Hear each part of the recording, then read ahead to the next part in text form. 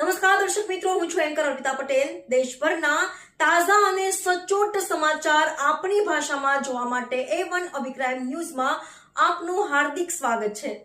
હવે જોઈએ મુખ્ય સમાચાર.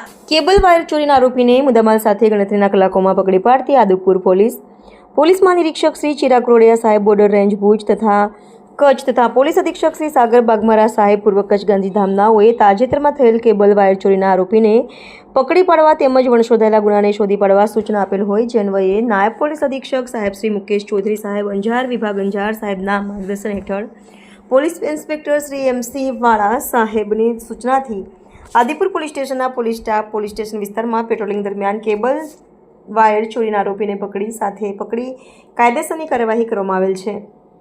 ગુના નંબર તથા કલમ આદિપુર પોલીસ સ્ટેશનમાં ગુનો રજીસ્ટર કરવામાં આવ્યો છે અને આ કામગીરી આદિપુર પોલીસ સ્ટેશનના પોલીસ ઇન્સ્પેક્ટર શ્રી MC વાળા સાહેબ તથા પોલીસ ઇન્સ્પેક્ટર RC રામાનુ સાહેબ સાથે આદિપુર પોલીસ સ્ટેશનના સર્વેલન્સ પોલીસ સ્ટાફ દ્વારા સફળ કામગીરી કરવામાં આવી છે.